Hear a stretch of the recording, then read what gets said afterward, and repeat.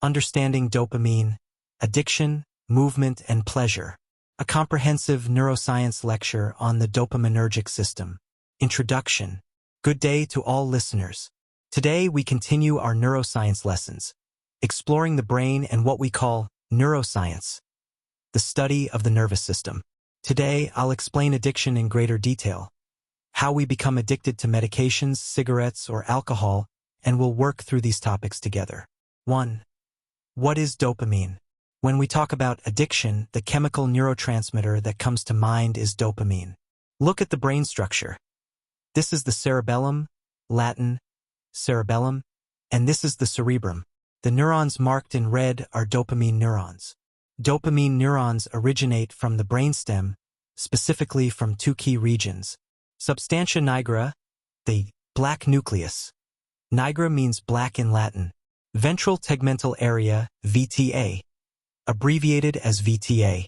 Scientific note: the substantia nigra pars compacta contains approximately 400,000 to 600,000 dopaminergic neurons in the human brain.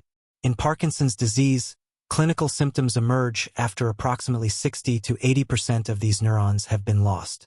The pigmentation of this region comes from neuromelanin, a byproduct of dopamine metabolism. 2. The biochemical pathway from tyrosine to dopamine. So where is dopamine made? What is its primary component? The amino acid tyrosine. Tyrosine is converted to dopamine through a two-step enzymatic process. Step 1. Tyrosine L-dopa via tyrosine hydroxylase enzyme. Step 2. L-dopa, dopamine, via dopa decarboxylase enzyme. Tyrosine is an aromatic amino acid, meaning it contains a benzene ring. Aromatic in chemistry refers to compounds with their own characteristic odor and color. Dopamine provides pleasure in the brain, so wherever there is pleasure, there is dopamine. Scientific note: tyrosine hydroxylase is the rate-limiting enzyme in dopamine synthesis and is regulated by end-product feedback inhibition. This enzyme requires tetrahydrobiopterin, BH4, as a cofactor. Genetic mutations in tyrosine hydroxylase can lead to dopa-responsive dystonia, a condition that responds dramatically to L-dopa treatment. 3. Hedonia and anhedonia. The pleasure-pain axis. The Latin name for pleasure is hedonia, the capacity to experience pleasure. Conversely, anhedonia means the inability to feel pleasure. For example, when you fall into depression, anhedonia develops. That's why you don't enjoy food, drinks, or sexuality. When someone says, "Come on, let's go out and explore," you respond, "Forget it." This indicates anhedonia has developed, meaning you've entered depression. Scientific note: anhedonia is a core symptom of major depressive disorder and is strongly associated with dysfunction in the mesolimbic dopamine pathway, particularly reduced activity in the nucleus accumbens and ventral striatum. The Snaith-Hamilton Pleasure Scale, SHAPS, is a validated instrument for measuring anhedonia in clinical settings. Research shows that anhedonia predicts poor response to standard antidepressant treatments. 4. Dietary sources of tyrosine. Doctor, where is tyrosine most abundant? If we consumed it externally, would our brain experience more pleasure? Would we be happier? Would we enjoy what we eat and drink more? Would we experience better moments, floating on pink clouds? The foods richest in tyrosine are turkey meat and chicken meat.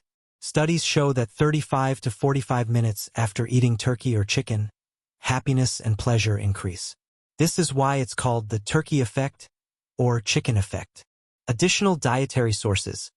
Other foods high in tyrosine include dairy products.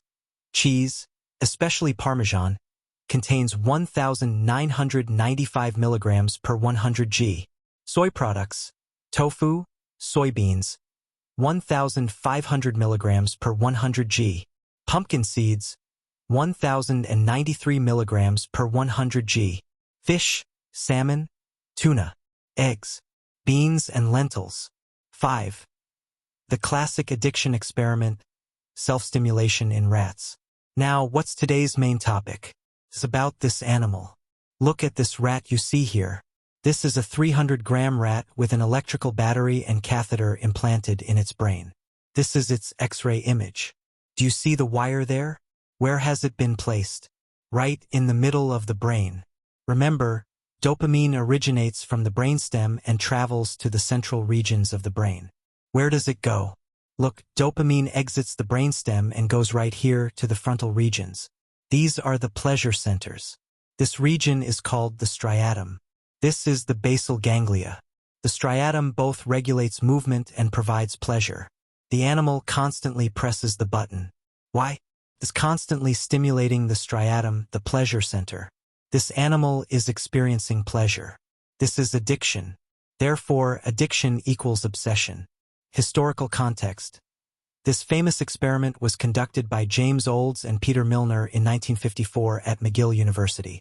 They discovered that rats would press a lever up to 7,000 times per hour to stimulate the medial forebrain bundle. The rats would choose self-stimulation over food, water, and sex, and would continue until physical exhaustion. This groundbreaking research identified the brain's reward circuit and fundamentally changed our understanding of addiction and motivation. 6. Parkinson's disease, when dopamine depletes. When there's no dopamine, this becomes Parkinson's disease. Both pleasure ends and dopamine doesn't reach the basal ganglia, causing movements to slow down. You can't do this. Look, open, close, open, close, open, close. Did you see? My left hand slowed down. This means right now my left hand has Parkinson's. Key symptoms of Parkinson's disease: inability to tie shoelaces, slow handwriting, slowed movements, reduced walking speed, deteriorated handwriting, forward-leaning posture, inability to swing arms while walking, hand tremor. Clinical information. Parkinson's disease affects approximately 1 to 2% of people over age 65 and 3 to 5% over age 85. The cardinal motor features are remembered by the mnemonic TRAP: tremor, resting, rigidity, akinesia/bradykinesia, and postural instability. Micrographia, progressively smaller handwriting, is often an early sign. Non-motor symptoms include anosmia, loss of smell, constipation, REM sleep behavior disorder, depression, and cognitive decline. 7. Environmental risk factors for Parkinson's disease. Parkinson's disease is more common in Turkey, particularly in rural areas where agricultural chemicals are used. The most important risk factor for Parkinson's is agricultural pesticides such as paraquat, a widely used herbicide, DDVP, dichlorvos, an organophosphate insecticide, carbon tetrachloride, used in dry cleaning. Carbon tetrachloride causes Parkinson's because it removes fats from the brain. Dry cleaning workers have Parkinson's at 5 times the normal rate. Always air out dry-cleaned clothes before wearing them. Epidemiological evidence. Multiple large-scale epidemiological studies have confirmed the association between pesticide exposure and Parkinson's disease. A 2013 meta-analysis showed a 62% increased risk of Parkinson's among those exposed to pesticides. The Agricultural Health Study, which followed 84,000 farmers, found specific associations with rotenone and paraquat. Genetic susceptibility factors may interact with environmental exposures. Individuals with certain variants in genes like CYP2D6 may be more vulnerable to pesticide-induced Parkinsonism. 8. The nigrostriatal pathway. The pathway affected in Parkinson's is called the nigrostriatal pathway. Remember 3 things. 1. Dopamine is decreased in Parkinson's. 2. Movement is reduced in Parkinson's. 3. The nigrostriatal pathway runs from the substantia nigra to the striatum. Neuroanatomy. The nigrostriatal pathway is one of 4 major dopamine pathways in the brain. The other 3 are: 1. The mesolimbic pathway, VTA to nucleus accumbens, involved in reward and addiction. 2. The mesocortical pathway, VTA to prefrontal cortex, involved in cognition and executive function. And 3. The tuberoinfundibular pathway, hypothalamus to pituitary, involved in prolactin regulation. 9. Dopamine beyond movement to pleasure and reward. But does dopamine only regulate movement? No, dopamine also provides pleasure. Look, this catheter was placed in the animal right in the center, in the striatum. There's a pleasure area called the nucleus accumbens. This is the pleasure center. Dopamine released from the brainstem goes to our striatum, to the nucleus accumbens in the basal ganglia, and you experience pleasure. Activities that release dopamine: eating ice cream, having sex, driving a car, gambling, shopping, taking selfies. Neurochemistry of reward. The nucleus accumbens is often called the pleasure center, but more accurately, it processes reward prediction and motivation. Dopamine doesn't encode pleasure itself, opioids do that, but rather the anticipation and motivation toward rewards. This explains why dopamine spikes occur before consuming a reward, not during consumption. Wolfram Schultz's groundbreaking work showed that dopamine neurons fire most strongly when rewards are unexpected. They encode reward prediction error. 10. The equation of addiction. This is addiction. Therefore, addiction equals obsession equals increased dopamine equals compulsion equals schizophrenia. People with addictions have increased dopamine. People with obsessions have increased dopamine. People with compulsions have increased dopamine. Tics mean dopamine. Dopamine is also elevated in schizophrenia. That's why schizophrenics smoke heavily and display many tics. That's why schizophrenic people's hands and arms move a lot, showing tic movements. The dopamine hypothesis of schizophrenia. The dopamine hypothesis of schizophrenia, first proposed in the 1960s, suggests that positive symptoms, hallucinations, delusions, result from hyperactive dopamine transmission in mesolimbic pathways, while negative symptoms, flat affect, social withdrawal, may involve reduced dopamine in mesocortical pathways. However, modern understanding recognizes this is an oversimplification. Schizophrenia involves multiple neurotransmitter systems. Up to 90% of individuals with schizophrenia smoke tobacco, compared to 20% in the general population, possibly as a form of self-medication to improve cognitive deficits. 11. L-Dopa, the gold standard treatment for Parkinson's. Dopamine was low in Parkinson's but high in tics and addictions. So, doctor, what's Parkinson's medication? L-Dopa, levodopa, the precursor to dopamine. We cannot give dopamine directly to Parkinson's patients because dopamine cannot cross the blood-brain barrier.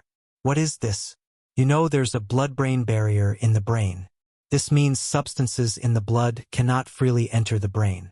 For example, look at your hand, you can see the blood vessels. Any substance in your blood vessels can pass into your skin and tissue, but it's different in the brain. Substances in the blood going to the brain cannot freely cross into brain tissue. This is because brain blood vessels are surrounded by astrocyte glial cells that create a filtration system. This is called the blood-brain barrier, BBB.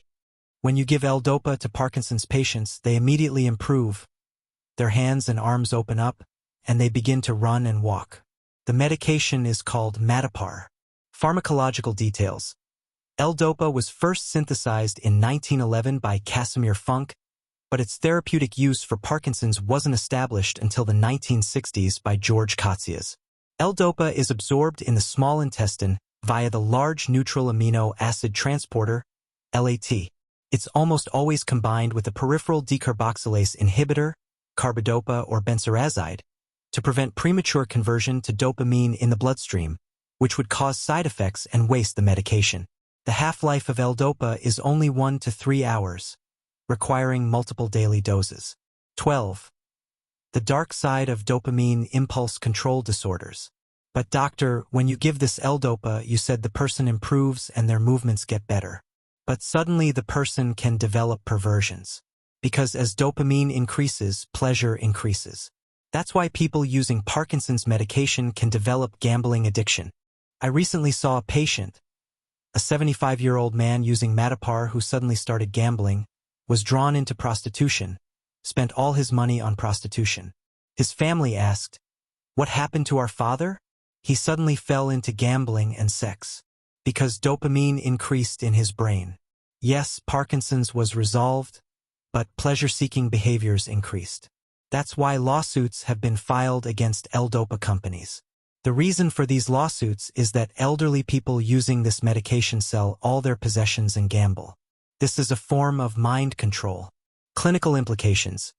Impulse control disorders, ICDs, affect 14 to 40% of Parkinson's patients on dopamine replacement therapy, particularly those on dopamine agonists like pramipexole and ropinirole.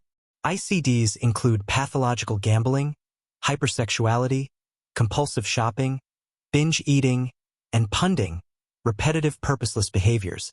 Risk factors include younger age at disease onset, male gender, personal or family history of addiction, and novelty-seeking personality traits. The questionnaire for impulsive-compulsive disorders in Parkinson's disease, QIP, is used for screening. Management involves dose reduction, medication adjustment, and behavioral therapy. 13. Natural sources. Fava beans and fresh green beans. The food richest in L-Dopa is fava beans, broad beans, and fresh green beans. That's why when Parkinson's patients eat fava beans and fresh green beans, they suddenly feel better, as if they take an L-Dopa medication. Their movements open up, hands and arms loosen, and walking returns to normal.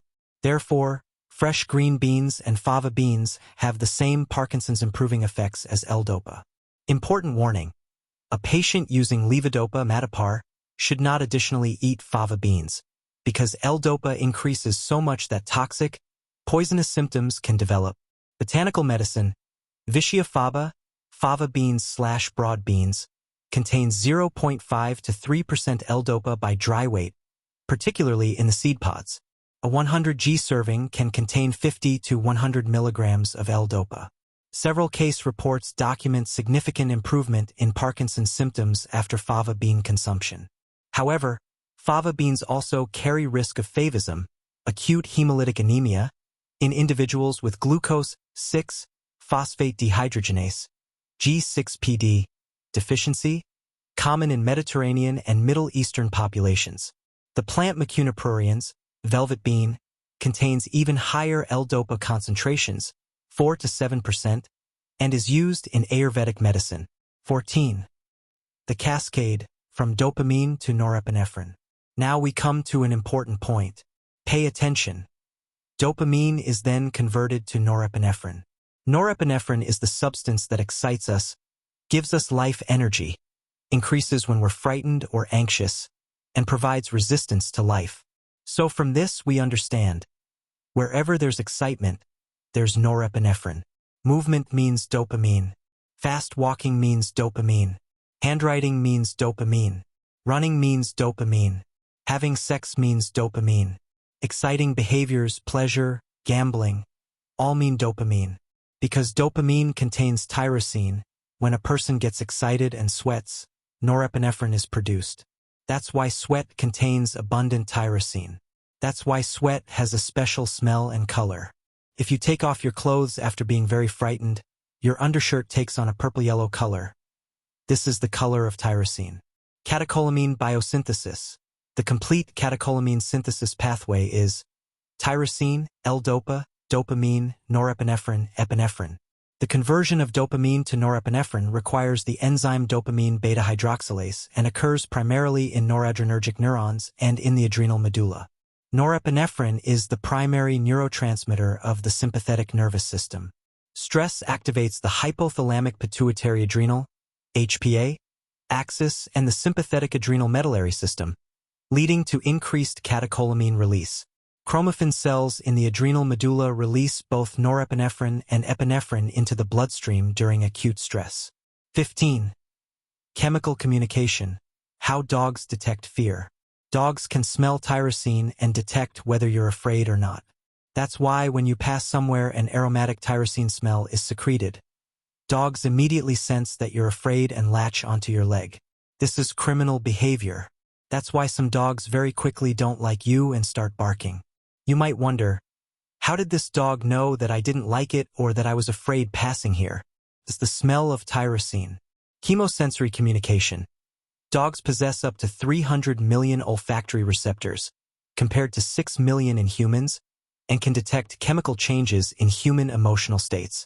Research shows dogs can discriminate between human emotional states through olfactory cues alone.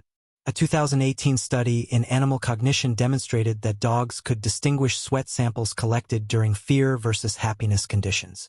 Fear sweat contains higher concentrations of stress-related compounds including catecholamines, cortisol metabolites, and apocrine secretions.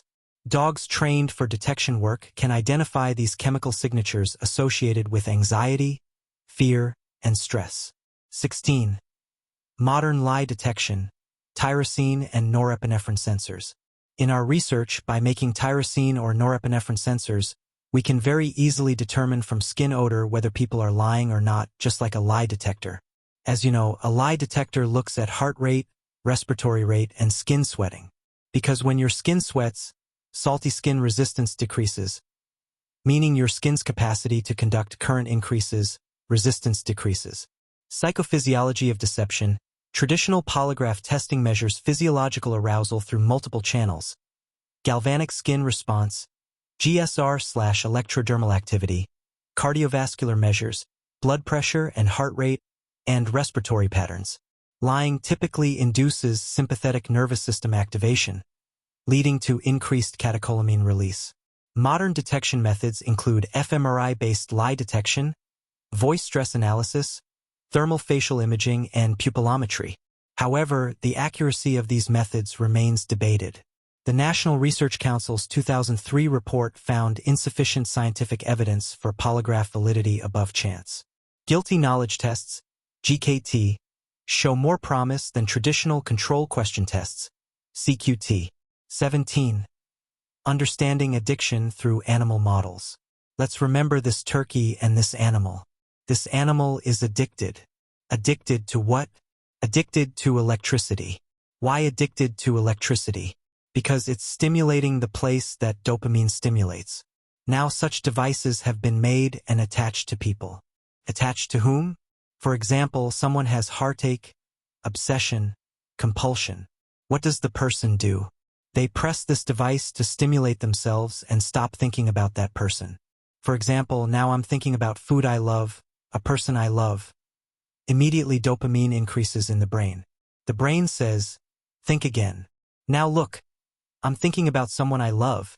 And the brain says, think again. Why? Because I've made dopamine. Deep brain stimulation, DBS involves surgical implantation of electrodes in specific brain regions, connected to a pacemaker-like device. It's FDA approved for Parkinson's disease, essential tremor, dystonia, and obsessive-compulsive disorder, OCD. For OCD, targets include the anterior limb of the internal capsule, ventral capsule/ventral striatum, and subthalamic nucleus. DBS for addiction is experimental, with trials targeting the nucleus accumbens. Mechanisms remain unclear but may involve modulation of pathological neural oscillations, disruption of maladaptive circuit activity, and normalization of neurotransmitter release. Side effects can include mood changes, impulsivity, and personality alterations. 18. The power of thought in addiction. So let me tell you this. A person thinking about their lover and having sex with them is the same thing. Thinking also increases dopamine. That's why you can't stop yourself from thinking. Just like sex addiction, you think about them all the time. Or a cigarette addict doesn't need to smoke, thinking is enough. They always think about it, their mind works on it. That's why addiction means thinking repeatedly. Addiction is obsession, like obsessive thoughts. Cognitive neuroscience of craving, mental imagery, and substance-related thoughts activate the same reward circuits as actual substance use. fMRI studies show that viewing drug-related cues or engaging in drug-related imagery activates the ventral striatum, prefrontal cortex, and amygdala, the same regions activated during drug use. This phenomenon, called cue reactivity, is a key feature of addiction. The incentive sensitization theory, Robinson and Berridge, proposes that repeated drug exposure sensitizes dopamine systems, making drug-related cues increasingly salient and triggering wanting, without necessarily liking. Thought suppression paradoxically increases craving, the white bear effect. Mindfulness-based interventions show promise by changing the relationship to cravings rather than suppressing them. 19. Breaking free, the concept of dopamine detox. So what should I do? You can't do anything.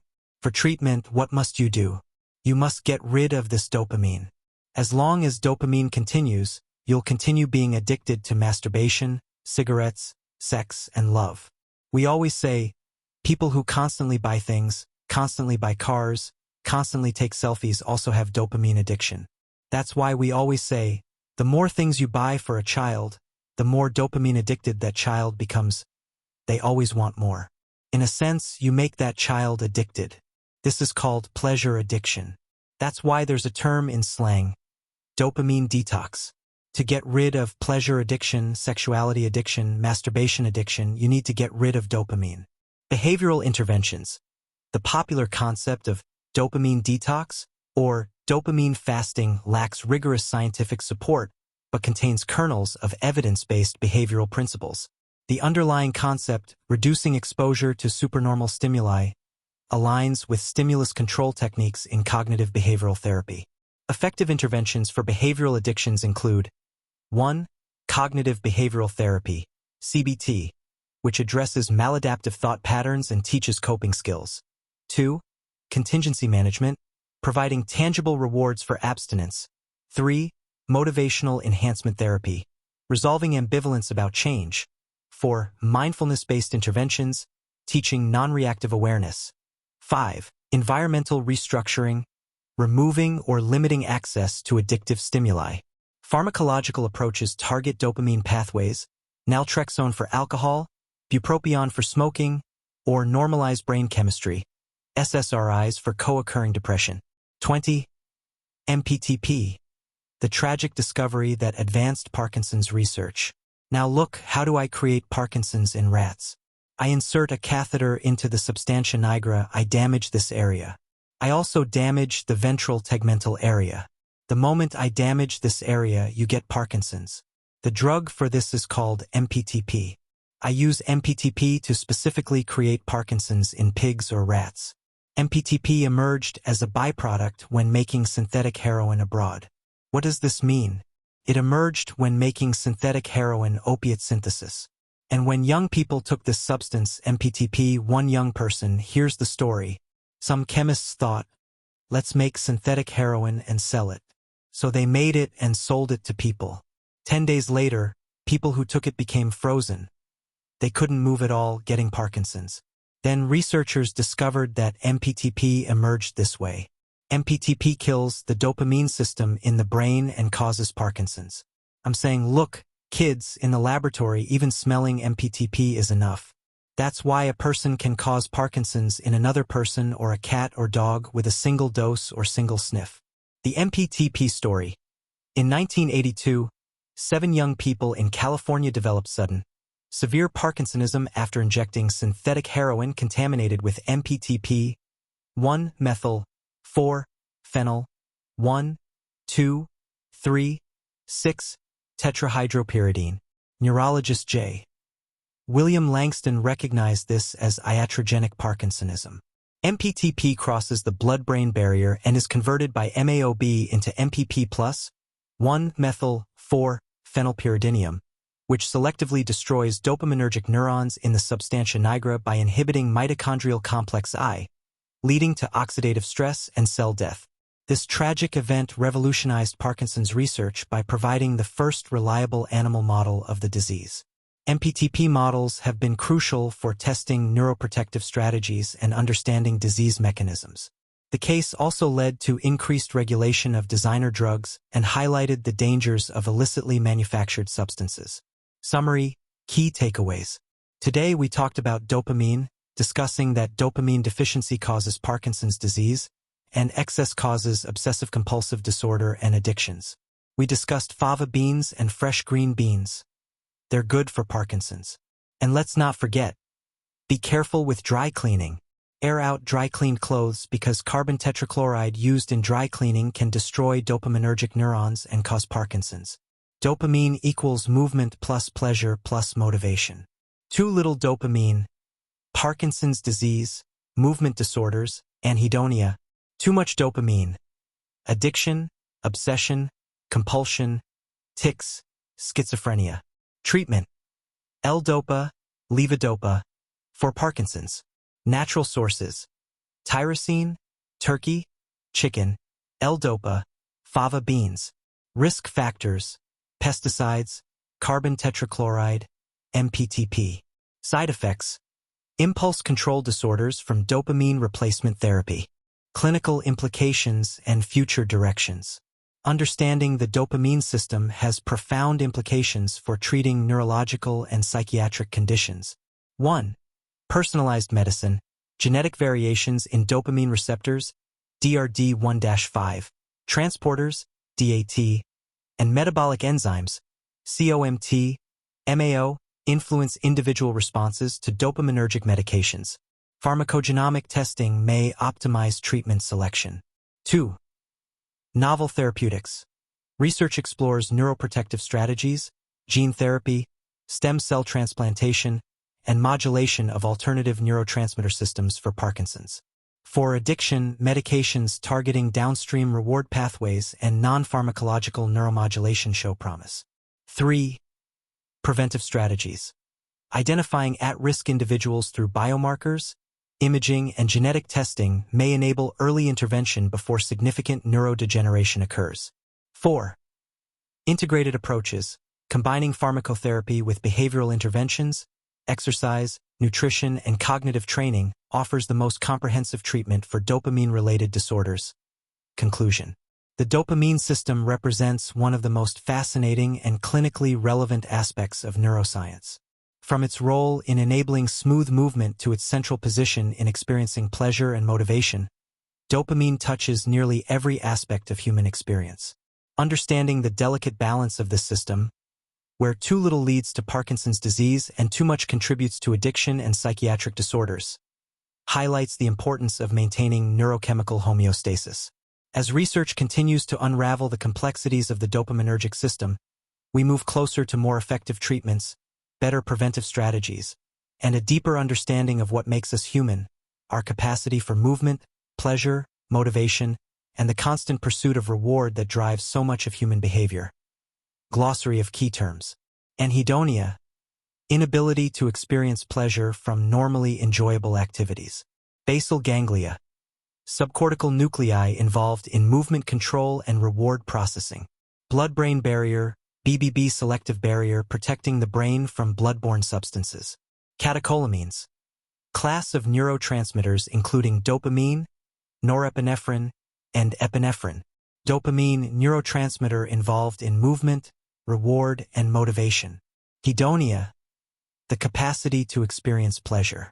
L-Dopa, levodopa dopamine precursor used to treat Parkinson's disease. Mesolimbic pathway, dopamine pathway from VTA to nucleus accumbens, the brain's reward circuit. MPTP, neurotoxin that selectively destroys dopamine neurons, causing Parkinsonism. Nigrostriatal pathway, dopamine pathway from substantia nigra to striatum, controls movement. Norepinephrine, neurotransmitter involved in arousal, stress response, and attention. Nucleus accumbens, brain region central to reward processing and addiction. Substantia nigra, brainstem structure containing dopamine-producing neurons. Striatum, part of basal ganglia involved in movement and reward. Tyrosine, amino acid precursor to dopamine. Ventral tegmental area, VTA brainstem region containing dopamine neurons projecting to reward areas.